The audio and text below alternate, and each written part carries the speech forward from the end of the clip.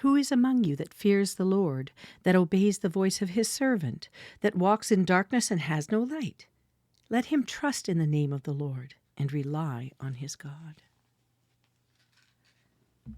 Genesis 37. Now Jacob lived in the land where his father had sojourned, in the land of Canaan. These are the records of the generations of Jacob. Joseph, when 17 years of age, was pasturing the flock with his brothers while he was still a youth, along with the sons of Bilhah and the sons of Zilpah, his father's wives. And Joseph brought back a bad report about them to their father. Now Israel loved Joseph more than all of his sons, because he was the son of his old age, and he made him a vari-colored tunic. His brothers saw that their father loved him more than all his brothers, so they hated him and could not speak to him on friendly terms. Then Joseph had a dream, and when he told it to his brothers, they hated him even more. He said to them, "Please listen to this dream which I have had. For behold, we were binding sheaves in the field, and lo, my sheaf rose up and also stood erect. And behold, your sheaves gathered around and bowed down to my sheaf." Then his brothers said to him, "Are you actually going to reign over us, or are you really going to rule over us?" So they hated him even more for his dreams and for his words. Now he had another dream, and related it to his brothers, and said, "Lo, I've had still another dream, and behold, the sun and the moon and the 11 stars were bowing down to me." He related it to his father and to his brothers, and his father rebuked him and said to him, "What is this dream that you've had? Shall I and your mother and your brothers actually come down to bow ourselves down before you to the ground?" His brothers were jealous of him, but his father kept the saying in mind. Then his brothers went to pasture their father's flock in Shechem. Israel said to Joseph, "Are not your brothers pasturing the flock in Shechem? Come, and I'll send you to them." And he said to him, "I'll go." Then he said to him, "Go now and see about the welfare of your brothers and the welfare of the flock, and bring word back to me." So he sent him from the valley of Hebron, and he came to Shechem. A man found him, and behold, he was wandering in the field, and the man asked him, "What are you looking for?" He said, "I'm looking for my brothers. Please tell me where they are pasturing the flock." Then the man said, "They've moved from here, for I heard them say, 'Let's go to Dothan.'" So Joseph went after his brothers and found them at Dothan. When they saw him from a distance, and before he came close to them, they plotted against him to put him to death. They said to one another, "Here comes this dreamer. Now then, come and let us kill him and throw him into one of the pits, and we will say, 'A wild beast devoured him.' Then let us see what will become of his dreams." But Reuben heard this and rescued him out of their hands and said, "Let's not take his life." Reuben further said to them, "Shed no blood. Throw him into this pit that is in the wilderness, but do not lay hands on him, that he might rescue him out of their hands and restore him to his father." So it came about, when Joseph reached his brothers, that they stripped Joseph of his tunic, the varied-colored tunic that was on him. And they took him and threw him into the pit. Now the pit was empty, without any water in it. Then they sat down to eat a meal. And as they raised their eyes and looked, behold, a caravan of Ishmaelites was coming from Gilead with their camels, bearing aromatic gum and balm and myrrh, on their way to bring them down to Egypt. Judah said to his brothers, "What profit is it for us to kill our brother and cover up his blood? Come, let us sell him to the Ishmaelites and not lay our hands on him, for he is our brother, our own flesh." And his brothers listened to him. Then some Midianite traders passed by, so they pulled him up and lifted Joseph up out of the pit and sold him to the Ishmaelites for 20 shekels of silver. Thus they brought Joseph into Egypt. Now Reuben returned to the pit, and behold, Joseph was not in the pit. So he tore his garments. He returned to his brothers and said, "The boy's not there. As for me, where am I to go?" So they took Joseph's tunic and slaughtered a male goat and dipped the tunic in the blood. And they sent the vari-colored tunic and brought it to their father and said, "We found this. Please examine it to see whether it is your son's tunic or not." Then he examined it and said, "It is my son's tunic. A wild beast has devoured him. Joseph has surely been torn to pieces." So Jacob tore his clothes and put sackcloth on his loins and mourned for his son many days. Then all his sons and all his daughters arose to comfort him, but he refused to be comforted. And he said, "Surely I will go down to Sheol in mourning for my son." So his father wept for him. Meanwhile, the Midianites sold him into Egypt to Potiphar, Pharaoh's officer, the captain of the bodyguard. Genesis 38. And it came about at that time that Judah departed from his brothers and visited a certain Adullamite whose name was Hira. Judah saw there a daughter of a certain Canaanite whose name was Shua, and he took her and went into her. So she conceived and bore a son, and he named him Then she conceived again and bore a son and named him Onan. She bore still another son and named him Shelah, and it was at Chezib that she bore him. Now Judah took a wife for his firstborn, and her name was Tamar. But Judah's firstborn, was evil in the sight of the Lord, so the Lord took his life. Then Judah said to Onan, "Go into your brother's wife and perform your duty as a brother-in-law to her and raise up offspring for your brother."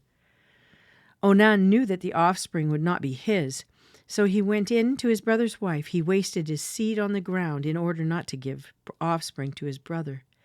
But what he did was displeasing in the sight of the Lord, so he took his life also.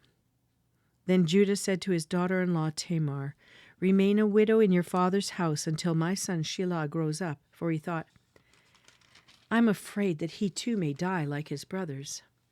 So Tamar went and lived in her father's house. Now after a considerable time, Shua's daughter, the wife of Judah, died. And when the time of mourning was ended, Judah went up to his sheep shearers at Timnah, he and his friend Hira the Adullamite. It was told to Tamar, "Behold, your father-in-law is going up to Timnah to shear his sheep." So she removed her widow's garments and covered herself with a veil, and wrapped herself and sat in the gateway of Enaim, which is on the road to Timnah, for she saw that Shelah had grown up, and she had not been given to him as a wife. When Judah saw her, he thought she was a harlot, for she had covered her face. So he turned aside to her by the road and said, "Here now, let me come in to you," for he did not know that she was his daughter-in-law. And she said, "What will you give me that you may come in to me?" He said, therefore, "I will send you a young goat from the flock." She said, "Moreover, will you give me a pledge until you send it?" He said, "What pledge shall I give you?" And she said, "Your seal and your cord and your staff that is in your hand." So he gave them to her and went in to her, and she conceived by him. When she arose and departed and removed her veil and put on her widow's garments. When Judah sent the young goat by his friend the Adullamite to receive the pledge from the woman's hand, he didn't find her. He asked the men of her place, saying, "Where's the temple prostitute who was by the road at Enaim?" But they said, "There has been no temple prostitute here." So he returned to Judah and said, "I did not find her." And furthermore, the men of the place said, "There's been no temple prostitute here." Then Judah said, "Let her keep them. Otherwise, we will become a laughing stock. After all, I sent this young goat, but you did not find her." Now it was about 3 months later that Judah was informed, "Your daughter-in-law Tamar has played the harlot, and behold, she also is with child by harlotry." Then Judah said, "Bring her out and let her be burned." It was while she was being brought out that she sent to her father-in-law, saying, "I'm with child by the man to whom these things belong." And she said, "Please examine and see whose signet ring and cords and staff are these." Judah recognized them and said, "She is more righteous than I, inasmuch as I did not give her to my son Shelah." And he did not have relations with her again. It came about at that time she was giving birth, that behold, there were twins in her womb. Moreover, it took place while she was giving birth, one put out a hand, and the midwife took and tied a scarlet thread to his hand, saying, "This one came out first." But it came about as he drew back his hand, behold, his brother came out. And then she said, "What a breach you have made for yourself." So he was named Perez. Afterward, his brother came out, who had the scarlet thread on his hand, and he was named Zerah. Psalm 9, verses 11 to 20. Sing praises to the Lord who dwells in Zion. Declare among the peoples his deeds. For he who requires blood remembers them. He does not forget the cry of the afflicted. Be gracious to me, O Lord. See my affliction from those who hate me, you who lift me up from the gates of death, that I may tell of all your praises, that in the gates of the daughter of Zion I may rejoice in your salvation. The nations have sunk down in the pit which they have made, in the net which they hid. Their own foot has been caught. The Lord has made himself known. He has executed judgment. In the work of his hands, the wicked is snared. Higayansh Selah. The wicked will return to Sheol, even all the nations who forget God. For the needy will not always be forgotten, nor the hope of the afflicted perish forever. Arise, O Lord, do not let man prevail. Let the nations be judged before you. Put them in fear, O Lord. Let the nations know that they are but men. Selah. Proverbs 3:31-35. Do not envy a man of violence, and do not choose any of his ways. For the devious are an abomination to the Lord, but he is intimate with the upright. The curse of the Lord is on the house of the wicked, but he blesses the dwelling of the righteous. Though he scoffs at the scoffers, yet he gives grace to the afflicted. The wise will inherit honor, but fools display dishonor. Matthew 13, verses 1-30. That day Jesus went out of the house and was sitting by the sea, and large crowds gathered to him. So he got into a boat and sat down, and the whole crowd was standing on the beach. And he spoke many things to them in parables, saying, Behold, the sower went out to sow. And as he sowed, some seeds fell by the road, and the birds came and ate them up. Others fell on the rocky places where they did not have much soil, and immediately they sprang up because they had no depth of soil. But when the sun had risen, they were scorched, and because they had no root, they withered away. Others fell among the thorns, and the thorns came up and choked them out. And others fell on good soil and yielded a crop, some 100-fold, some 60, some 30. He who has ears, let him hear. And the disciples came and said to him, Why do you speak to them in parables? Jesus answered them, To you it has been granted to know the mysteries of the kingdom of heaven, but to them it has not been granted. For whoever has, to him more shall be given, and he will have an abundance. But whoever does not have even what he has shall be taken away from him. Therefore I speak to them in parables, because while seeing they do not see, and while hearing they do not hear, nor do they understand. In their case, the prophecy of Isaiah is being fulfilled, which says, You will keep on hearing, but will not understand. You will keep on seeing, but will not perceive. For the heart of this people has become dull. With their ears they scarcely hear, and they have closed their eyes. Otherwise they would see with their eyes, hear with their ears, and understand with their heart, and return, and I would heal them. But blessed are your eyes because they see, and your ears because they hear.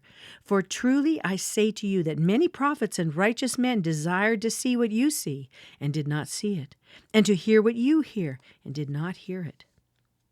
Hear then the parable of the sower. When anyone hears the word of the kingdom and does not understand it, the evil one comes and snatches away what has been sown in his heart. This is the one on whom seed was sown beside the road. The one on whom seed was sown on the rocky places, this is the man who hears the word and immediately receives it with joy. Yet he has no firm root in himself, but is only temporary. And when affliction or persecution arises because of the word, immediately he falls away. And the one on whom seed was sown among the thorns, this is the man who hears the word, and the worry of the world and the deceitfulness of wealth choke the word, and it becomes unfruitful. And the one on whom seed was sown on the good soil, this is the man who hears the word and understands it, who indeed bears fruit and brings forth some 100-fold, some 60, and some 30. Jesus presented another parable to them, saying, The kingdom of heaven may be compared to a man who sowed good seed in his field. But while his men were sleeping, his enemy came and sowed tares among the wheat and went away. But when the wheat sprouted and bore grain, then the tares became evident also. The slaves of the landowner came and said to him, Sir, did you not sow good seed in your field? How then does it have tares? And he said to them, An enemy has done this. The slaves said to him, Do you want us then to go and gather them up? But he said, No, for while you are gathering up the tares, you may uproot the wheat with them. Allow both to grow together until the harvest, and in the time of harvest I will say to the reapers, First gather up the tares and bind them in bundles to burn them up, but gather the wheat into my barn.